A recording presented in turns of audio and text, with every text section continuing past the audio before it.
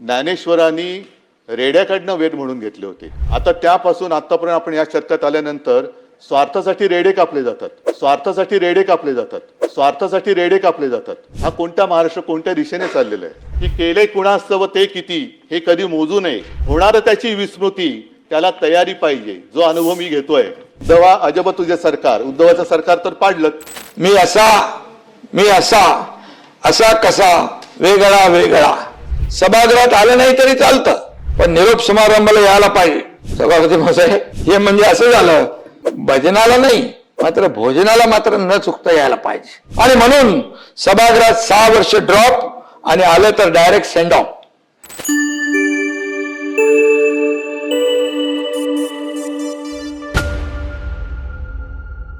पंचवीस तारखेला महाराष्ट्राच्या विधिमंडळाचं अधिवेशन संपलं. त्याच्या एक दिवस आधी म्हणजे 24 तारखेला सभागृहात निरोप समारंभ रंगला होता.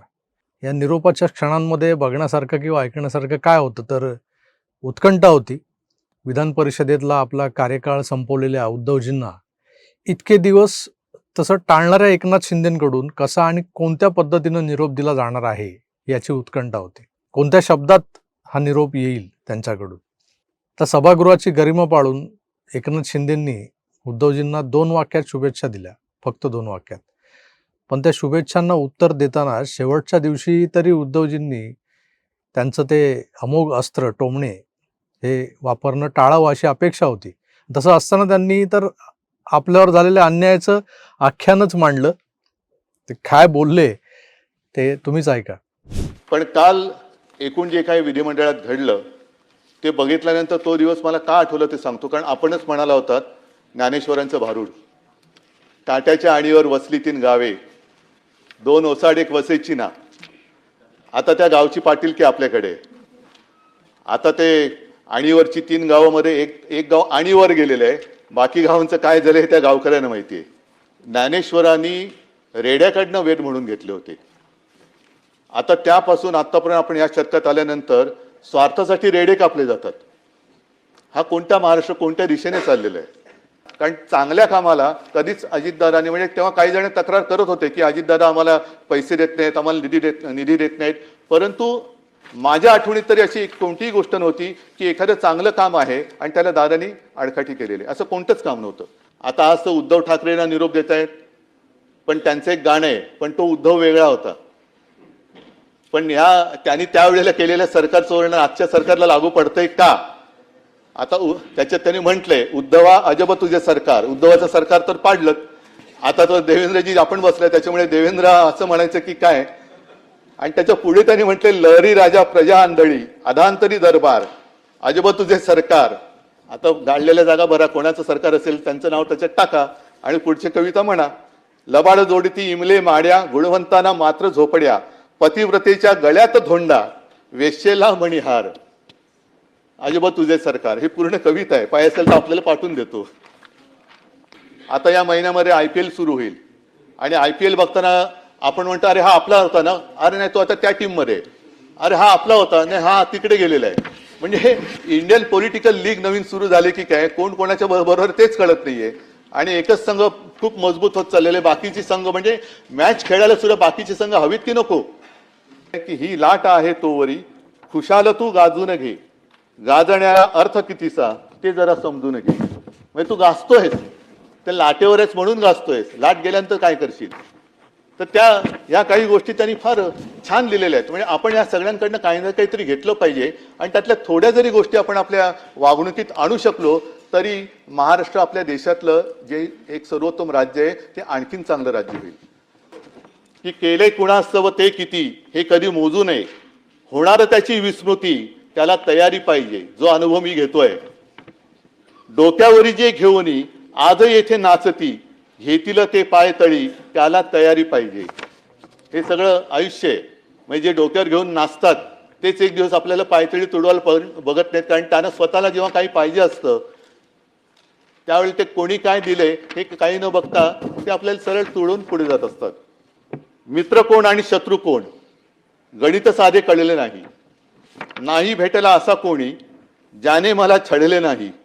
रुसून राहिले माझ्या अगदी जवळचेच पण मी कोणाला कळलोच नाही. मुख्यमंत्री महोदय आपल्या आधी मी जेव्हा आलो तेव्हा तुमच्या आधी मी जे बोलत होते त्यांचं थोडंसं ऐकलं की कुठे भेटू. मी मुख्यमंत्री महोदय थोड्या वेळाने आपल्याला भेटायला येणार आहे, पण काही जणांना रणांगणात, काही जणांना कुठे, आणि काही जणांना असं वाटतं की इथे भेटलात. तर अशी काही लोक आहेत. असं आता यावर लागलीच उत्तर देण्याची व्यवस्था नव्हती, त्यामुळे 24 तारखेला जगाला दाखवायला निरोप समारंभ पार पडला. पण हा खरं तर आरोप समारंभ होता असं म्हणायला वाव होता. आणि एकनाथ शिंदे त्यांच्या भाषणात असं म्हणाले की मी तर चांगल्या भाषेत निरोप द्यायला गेलो होतो, पण हा तर आरोप समारंभ झाला. काल इथं निरोपाचं भाषण होतं. काही लोकांनी निरोपाचं भाषण करता करता आरोपाचं भाषण सुरू केलं. खरं म्हणजे मी तर चांगलं बोललो होतो. मला कधी निरोप समारंभाला कुणावर टीका करायला आवडत नाही, माझा तो स्वभाव नाही. परंतु कालचं जे निरोप समारंभाचा आरोप समारंभामध्ये बदल झाला ते पाहिल्यानंतर सभापती महोदय, दिलीप प्रभावळकरांचा एक चित्रपट आठवला, चौकट राजा. त्यात एक गाणं होतं, मी असा असा कसा वेगळा वेगळा. नीलमताईने माहित असेल ते. या सभागृहात काल कवितांचा माहोल होता. टोमणे सम्राट देखील आपण पाहिले. आणि मला विंदा करंदीकरांची कविता एक आठवली. काल विंदा करंदीकरांची कविता इथं आली. उंचीनं आपुली वाढते फारसा वाटून हेवा, उंचीनं आपुली वाढते फारसा वाटून हेवा, श्रेय जास्ते त्यास द्यावे एवढे लक्षात ठेवा. ती पूर्वजांची थोरवी, ती पूर्वजांची थोरवी, त्या पूर्वजांना गौरवी, तीन कामी आपुल्या एवढे लक्षात ठेवा. ही विंदा करंदीकरांची कविता आहे. काही जण काल म्हणाले सभागृहात आलं नाही तरी चालतं, पण निरोप समारंभाला यायला पाहिजे. सभापती महोदय, हे म्हणजे असं झालं, भजनाला नाही मात्र भोजनाला मात्र न चुकता यायला पाहिजे. आणि म्हणून सभागृहात 6 वर्ष ड्रॉप आणि आलं तर डायरेक्ट सेंड ऑफ, अशा प्रकारची काही परिस्थिती काल पाहिली. करोना संकटापासून शेतकऱ्यांवर आलेली आपत्ती, नैसर्गिक संकट, अतिवृष्टी यासारखे राज्यासमोरील महत्वाचे प्रश्न मांडायला जे सभागृहात नव्हते ते काल फक्त आरोप करायला आले होते. आपण इथं विकासाचं गाणं गायला आलोय, विकासाला पुढे न्यायला आलोय. वैयक्तिक सुखदुःखाचं रडगाणं मांडायचं हे सभागृह नाही आहे. परंतु सार्वजनिक जीवनात असलेल्या सर्वांनी एक गोष्ट लक्षात ठेवली पाहिजे.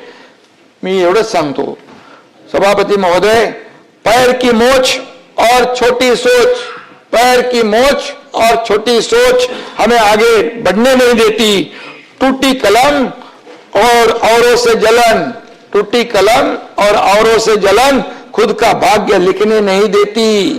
काम का आलस और पैसों का लालच हमें महान बनने नहीं देती. माझी विनंती आहे, कोविडच्या काळात कोणी आणि कशावर डल्ला मारला त्याचा हिशोब या डॉक्युमेंटरीमध्ये आला पाहिजे, एवढंच माझी माफक अपेक्षा आहे.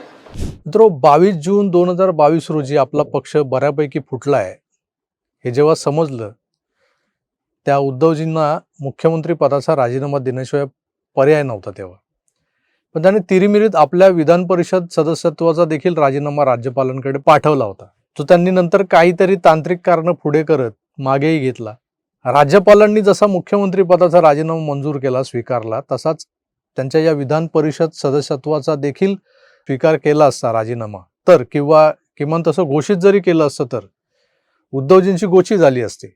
पण उद्धव ठाकरे सत्ताधाऱ्यांनाच काही झालं तरी या सभागृहात हवेच होते. त्यासाठी त्यांनीच कुठलाही आक्षेप न घेता या राजीनाम्याला परत घेऊ दिलं. 2.5 वर्ष मुख्यमंत्री पदाच्या खुर्चीवर बसलेल्या उद्धवजींनी मुख्यमंत्रीपद सोडलं. त्यांना या खुर्चीचा मोह नसावा असं सगळ्यांना वाटत होतं ते सगळं बघून. पण तसं असताना आमदारकीही सोडली होती, ती परत का मागून घेतली हे कोडं सगळ्याच जनतेला पडलेलं होतं. आता या आमदारकीची टर्म संपल्यानंतर ते मारून मुटकून निभावत असलेल्या जबाबदारीतूनही मोकळे होतील असं वाटत होतं. पण तसं दिसत नाहीये. त्यांना सुद्धा जाहीररित्या टोमणे मारायला एक व्यासपीठ हवंय आणि ते विधान परिषदेच्या माध्यमातून त्यांना पुन्हा हवंय. म्हणून त्यांनाही वेध लागलेत आणि ते पुन्हा बोलू लागलेत की मी पुन्हा येईन, मी पुन्हा येईन, मी पुन्हा येईन.